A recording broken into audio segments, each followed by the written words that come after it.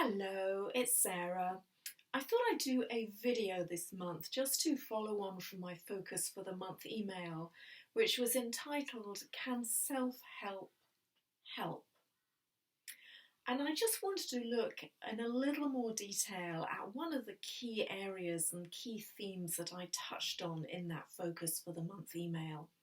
And that really is about the whole ethos of the industry that is around, achieving goals, being very orientated to take action, to act, to do things in the world, to be successful, to have achievement, to acquire things. And the law of attraction, of course, that, is a very profound law, in a way subscribes to that, in that it teaches us that as we raise our vibration, so we're able to attract more things to us.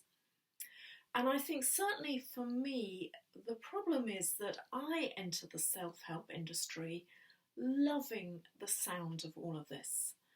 I felt, here we go, this is the way in which I can achieve more things, I can be more successful in the world, I can have more stuff, if you like, I can learn how to just magnetize things through to me and draw whatever I want to me. And that felt fantastic because it gave me a feeling of control. But I think perhaps more importantly, it enabled me to put a very beautiful veneer over perhaps the very deep sense of lack that I felt inside myself, the sense of unworthiness and lack of value. Because I thought, gosh, if I can appear successful and really achieve a lot, that whole sense of lack and lack of value and lack of worth will just be covered over. But of course, for myself, like many others, it meant that I had to keep on achieving things. I had to keep moving forward. I had to keep on going after stuff all the time to keep that deep hole hidden away. And after not too very long, I realised two things. Firstly, I wasn't being very successful. And secondly, that kind of gaping hole inside me of lack and lack of value and worth was absolutely still there and as large and intact as it was before. And whilst I think there is absolutely nothing wrong with a very healthy sense of achievement, I think there's nothing wrong in, pursuing things, going outside our comfort zone, drawing things to us through our own actions and also through a little bit of luck and magnetic attraction as well. I think there's a very big difference. I'm always pointing out to my clients between really being driven in what we want to achieve. And for me, this feels like a kind of a slightly furrowed brow and a kind of sense of urgency and, oh, gotta get things done, a slightly franticness to what I'm doing, versus coming at things from a very calm, centered place that enables me to work effectively and efficiently and do those things that firstly I'm guided to do and really are just realistic things to do in the world. And I think secondly, as well as letting go of that drivenness, I think we also have to recognise that when we have a sense of unworthiness and lack of value and overall sense of not enoughness that we're covering up through achieving and acquiring and drawing to us, we actually have got to address that and heal that inner wound, so that we then can go about our days and be in the world from a whole sense of our own value and worth. And when I hadn't healed that wound fully, and it's something I still have to work on to this day, I knew that it made me kind of quite shy and retiring, unwilling to put myself forward.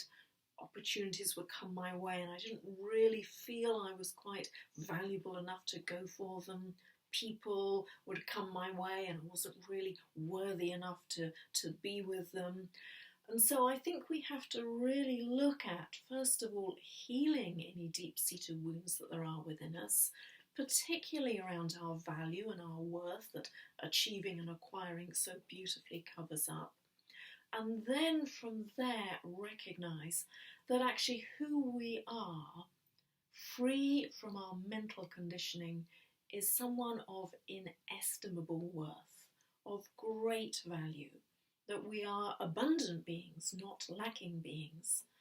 And the more we can line ourselves up with that true value and worth, and then go about our days and fulfill whatever we need to fulfill and do whatever needs to be done, but from that place of inner value and worth, it means that we show up in the world in a very, very different place. And actually things come to us and opportunities come our way much more easily. There's not that inherent sense of push and shove and I must get out there and do it and take massive action that can come from the opposite approach. So I would say that, line up with your value and worth. Do any healing that needs to be done on any sense of lack that you may have about yourself and your worth. You may find, as I do, that it's a constant barrier to be pushed through, and certainly for me, I know that little voice that shows up for me and says, not sure you're good enough for that. Thank it and move on anyway.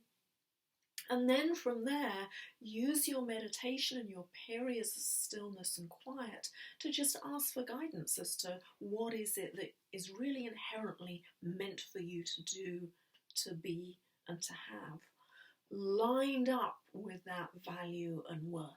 That, of course, that inner guidance and that bigger picture perspective in you knows already. So there are huge benefits to being part of a self-industry, the self-help industry. I know I've gained from it tremendously, but just be really mindful that you come at all that you want to achieve and all that you want to acquire from that really healthy place of honouring your value and your worth. Thank you. Bye-bye.